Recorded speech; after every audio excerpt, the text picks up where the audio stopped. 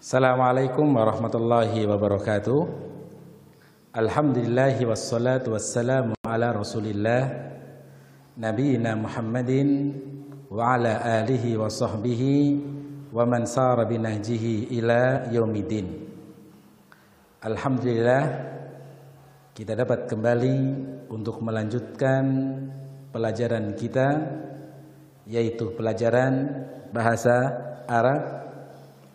Dan kita masih pada pembahasan isim ditinjau dari ta'yinnya pada pasal yang kelima dari kitab Mukhtarat, halaman yang ke-15. Kita masih bahas tentang al-ismu bin nadar ila ta'yinihi, isim ditinjau dari ta'yinnya, kejelasannya. Ada dua. Yang pertama adalah isim yang nakirah, yang kedua isim yang ma'rifat. Kita telah membicarakan tentang isim yang nakirah, dan sekarang kita pindah pada isim yang ma'rifat untuk jenis yang kedua. Karena isim ma'rifat mempunyai tanda ataupun ciri yang bisa kita ketahui kalau dia adalah isim yang ma'rifat. Tanda yang pertama yang sudah kita pelajari adalah adanya alif lam. Setiap kata atau setiap isim yang ada alif lamnya, maka di situ isim yang ma'rifat. Karena ini merupakan satu kaidah umum untuk isim yang ada alif lamnya adalah isim yang ma'rifat. Faidzalika, oleh karenanya kullu ismin dakhalas alaihi al fahuwal ma'rifah. Setiap isim yang ada alif lamnya berarti dia adalah isim yang ma'rifat. Taib. Kemudian yang kedua, di antara isim yang ma'rifat adalah ad-dhamir, yang sudah kita singgung sedikit pada pertemuan yang telah lalu tentang masalah ad-dhamir. Apa itu dhamir? Dhamir adalah kata ganti. Kata ganti suatu benda. Kata ganti nama orang ataupun selain jenis manusia.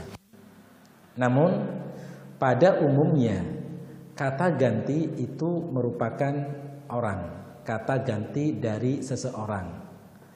Oleh karena di situ ada anta, ada anti, ada bihua, ada ana, dan seterusnya. Oleh karenanya pengertian daripada dhamir adalah isim atau kata ganti yang menunjukkan orang yang berbicara, yaitu ana, atau menunjukkan orang yang diajak bicara, anta, antuma, antum, anti, uma, na, atau yang dibicarakan pihak ketiga, huwa, huma, hum, hiya, huma, hunna. Dan semua dhamir ini adalah isim yang ma'rifat. Semua dhamir, baik dhamir menunjukkan orang yang berbicara, baik dhamir kata ganti yang menunjukkan orang yang diajak bicara, baik itu dhamir yang dibicarakan, kata ganti yang dibicarakan, maka semua jenis dhamir ini adalah isim yang ma'rifat. Baik.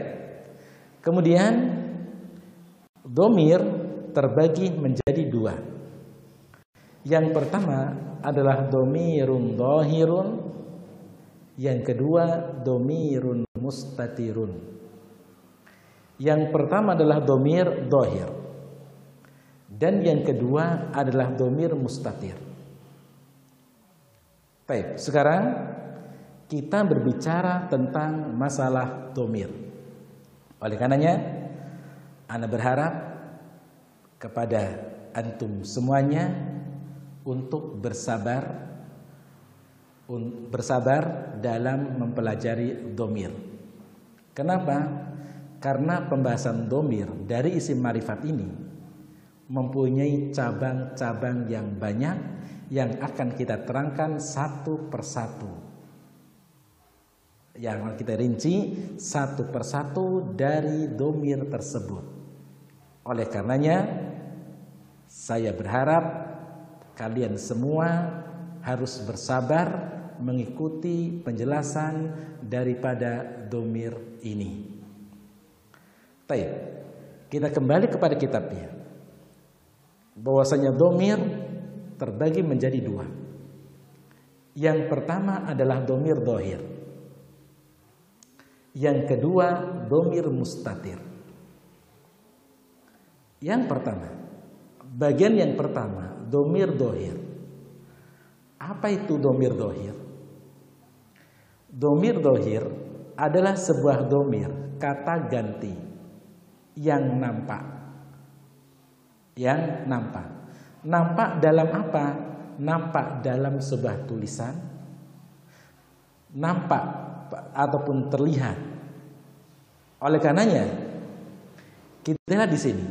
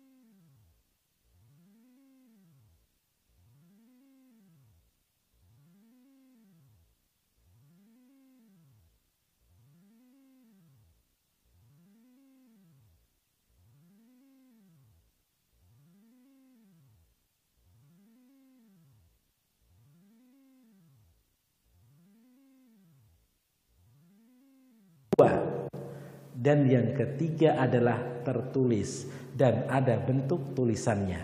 Dan inilah yang disebut dengan dhamir dhahir. Baik, yang kedua contoh.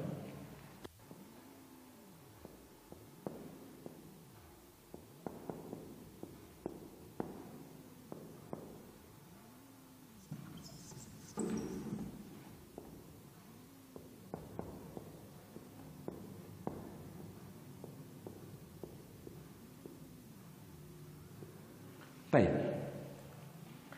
Perhatikan pada contoh. Hada kita buka. Hada kita buka. Di sini ada kaf yang mempunyai arti ini kitab kamu. Hada kita buka, ini kitab kamu. Maka di sini terdapat sebuah dhamir. Dhamir ini dinamakan dhamir dhahir. Kenapa? Karena terlihat, kita bisa melihat bentuk dhamirnya. Yang kedua, terbaca, kita bisa melafadzkannya. Kita buka. Dan yang ketiga, tertulis dan ada bentuk tulisannya. Dan itu disebut dengan dhamir dhahir. Disebut dengan dhamir dhahir. Oleh karenanya, kesimpulan daripada dhamir dhahir adalah dhamir yang terlihat, terbaca, tertulis dalam sebuah kalimat. Dan ini disebut dengan dhamir dhahir. Kemudian pada pelajaran selanjutnya, Domir dohir ada dua macam.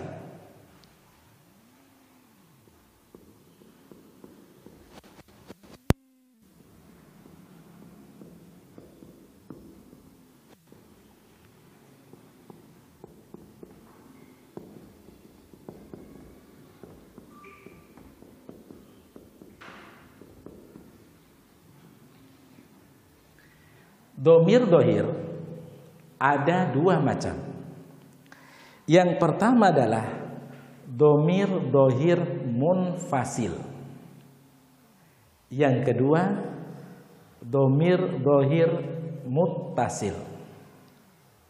Domir dohir, domir yang nampak, domir yang terlihat, domir yang tertulis dalam sebuah kalimat, ini ada dua macam. Keberadaan dia dalam sebuah kalimat ada dua macam. Yang pertama disebut dengan domir dohir munfasil.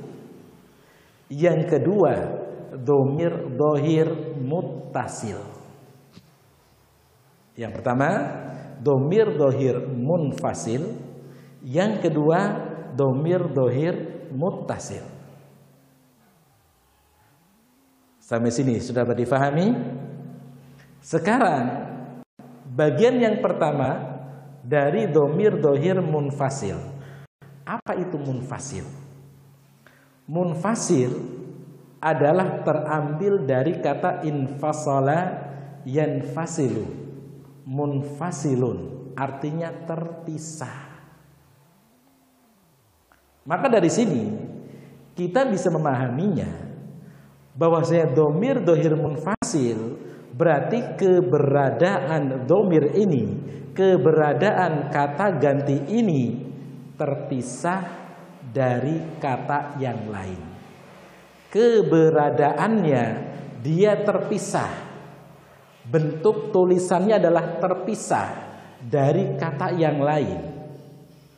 Yang pernah kita pelajari bahwasanya kata dalam bahasa Arab ada berapa macam? 3. Yang pertama isim, yang kedua fiil, yang ketiga huruf. Nah, keberadaan domir munfasil ini dia terpisah dari isim, terpisah dari huruf, dan terpisah dari fiil. Kenapa? Karena dia munfasil. Munfasil artinya terpisah. Berarti keberadaan dia dalam sebuah kalimat dia terpisah dari kata lain. Baik terpisah dari isim ataupun terpisah dari huruf dan terpisah dari fiil. Contoh munfasil contohnya adalah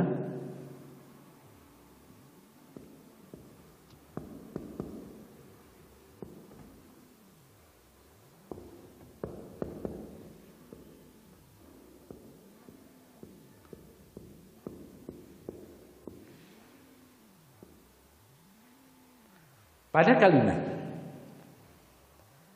anta mujtahidun. Di sini ada dhamir. Mana? Anta. Dia disebut dhamir apa? Dhamir dohir. Kenapa? Karena terlihat, nampak, terlihat, terbaca dan tertulis. Ini penyebutan dari dohir. Yang kedua, munfasil. Dia terpisah. Terpisah dari apa? Terpisah dari kata yang lain. Toib, dalam contoh yang pertama di sini ada isim mujtahidun, ini isim. Berarti bisa kita lihat keberadaan dhamir pada kalimat ini terpisah dari kata lain. Dalam contoh ini dia terpisah dari isim. Terpisah dari isim. Baik. Contoh yang terpisah dari fiil.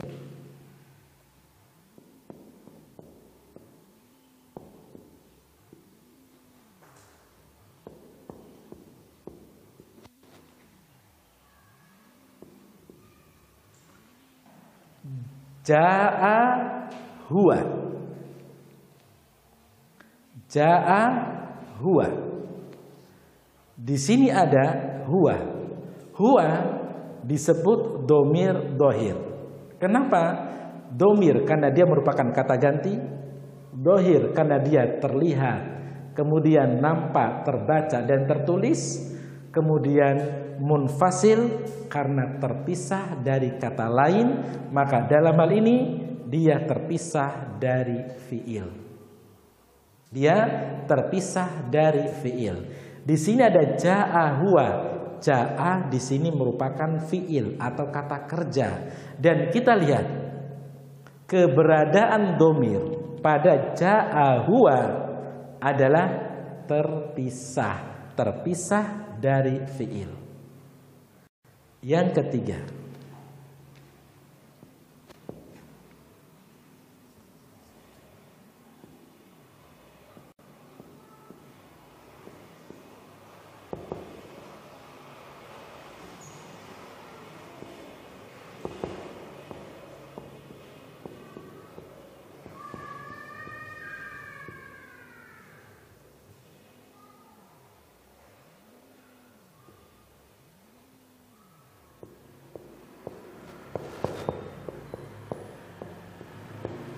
baik.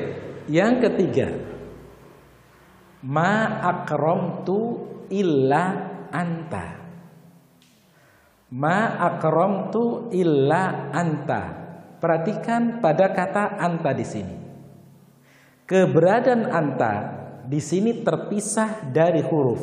Illa di sini huruf. Nah, bisa kalian lihat keberadaan anta pada contoh yang ketiga, ma akramtu illa anta, maka keberadaan anta terpisah dari kata yang lain, maka dalam hal ini dia terpisah dari huruf. Dan inilah yang disebut, yang dikatakan dengan munfasil. Sekali lagi, bahwasanya disebut dengan munfasil karena keberadaan dia dalam sebuah kalimat dia terpisah dari kata lain. Contoh dalam Al-Quran banyak. Innaka anta al-azizu al-hakimu. Innaka anta al-azizu al-hakimu. Maka anta di situ disebut dengan domir munfasil. Kenapa? Karena keberadaan dia terpisah dari kata yang lain. Wa huwa al-ghafuru al-wadudu. Maka huwa disebut dengan domir munfasil karena terpisah dari kata yang lain. Terpisah dari isim, terpisah dari huruf, dan terpisah dari yang namanya fiil. Dan ini yang disebut dengan munfasil. Oleh karenanya antum semua tidak usah bingung kenapa kok untuk menghafal kata munfasil adalah arti munfasil adalah terpisah. Nah, keberadaan domir tersebut berarti terpisah dari kata yang lain. Terpisah baik dari fiil, terpisah dari isim, dan terpisah dari huruf. Dan bisa dilihat yang pertama, anta mujtahidun, terpisah dari isim. Ja'a huwa, huwa terpisah dari fiil. Ma akramtu illa anta, anta terpisah dari huruf. Dan inilah yang dimaksud dengan domir dohir munfasil. Kemudian kita berlanjut pada munfasil, domir munfasil. Setelah kita memahami apa itu munfasil, sekarang kita berlanjut pada munfasil ada dua macam. Munfasil terbagi menjadi dua macam. Yang pertama adalah munfasil rofa. Yang kedua munfasil nasab.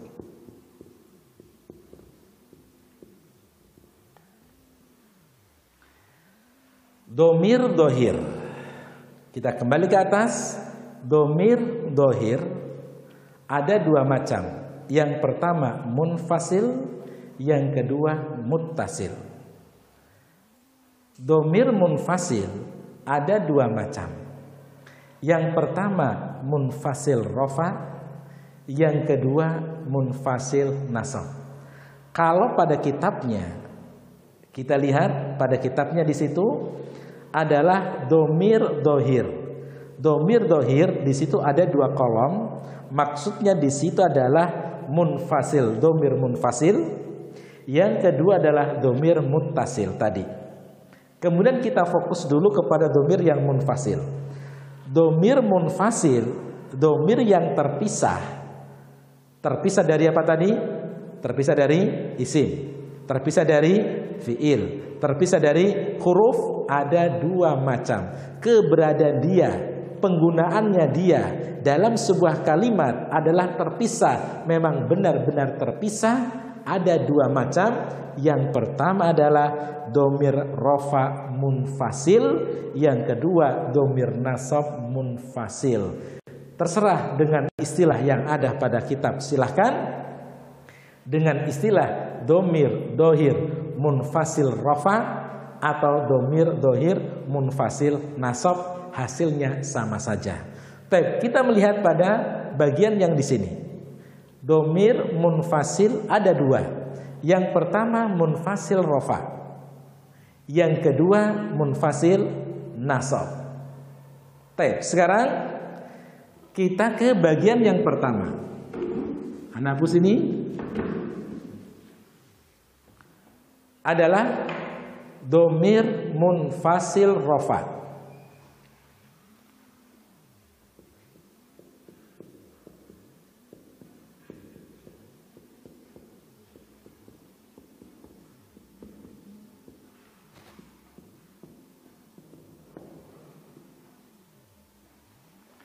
Domir munfasil rofa.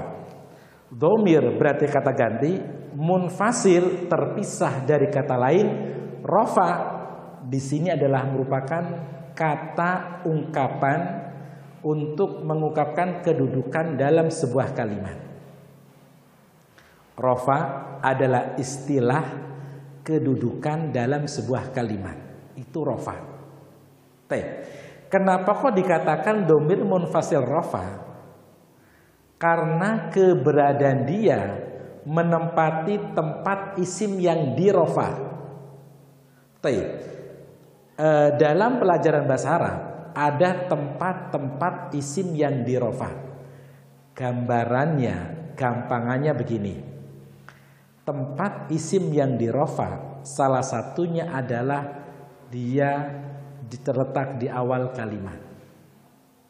Dia terletak di awal kalimat. Jika ada isim yang terletak di awal kalimat, berarti disebut dengan isim yang rofa. Nah, kalau isim ini ditempati oleh domir, berarti domir ini disebut dengan domir yang rofa. Contoh begini, perhatikan. Misal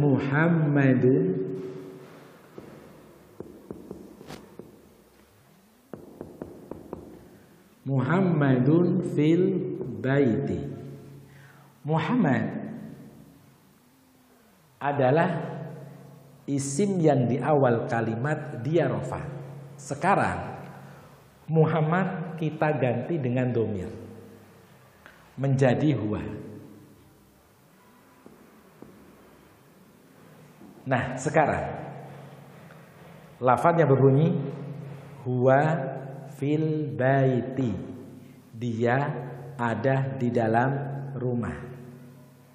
Nah, huwa inilah yang disebut dengan domir munfasil rofa.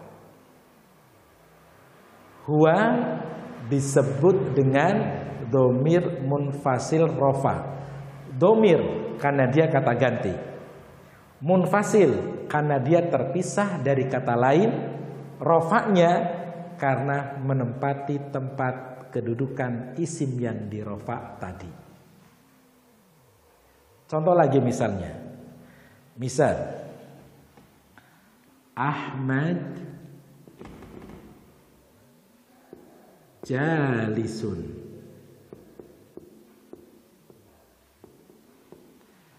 Ahmadu jalisun. Ahmad terletak di awal kalimat. Berarti isim ini disebut dengan isim yang rofa. Kemudian Ahmad kita ganti dengan domir menjadi anta.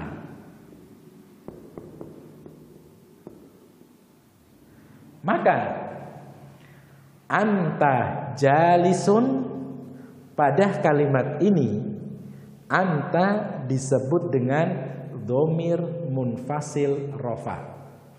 Anta disebut dengan domir munfasil rofa. Domirnya karena dia kata ganti, munfasilnya karena dia terpisah dari kata yang lain, kemudian rofanya karena dia berada di tempat isim yang rofa. Dan inilah yang disebut dengan domir munfasil rofa. Adapun lafaz-lafaznya, lafaz-lafaz daripada domir munfasil rofa adalah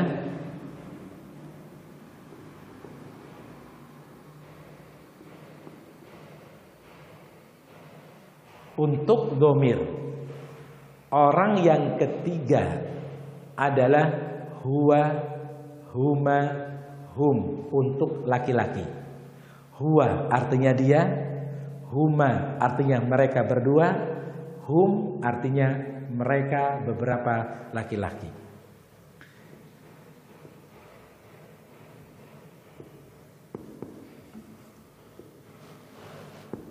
Hiya,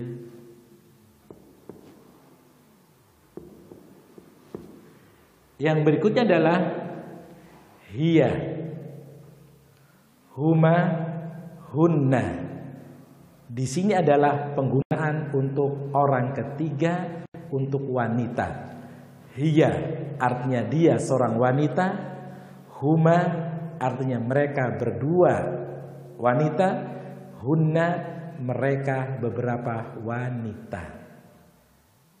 Maka ini jenis yang pertama untuk domir munfasil rofa adalah huwa, huma, hum, hiya, huma, hunna. Kemudian yang kedua adalah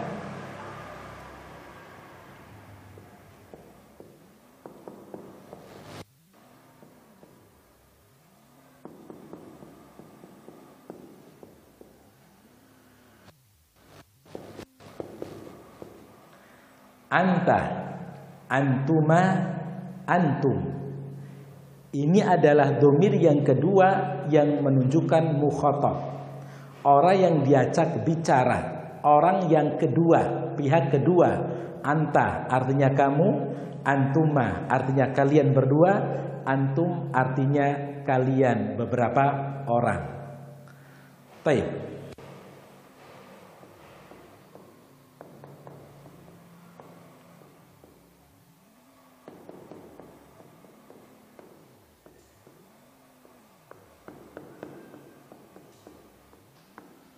Yang selanjutnya adalah anti, antuma, antunna.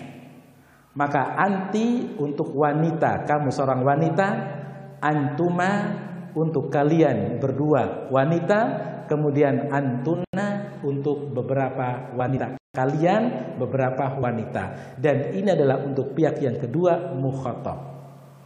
Kemudian yang selanjutnya di sini adalah ana. Kemudian nahnu. Ana dan nahnu adalah disebut pihak yang pertama yang dikatakan dengan domir mutakallim, yang berbicara.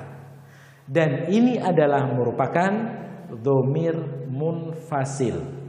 Domir munfasil.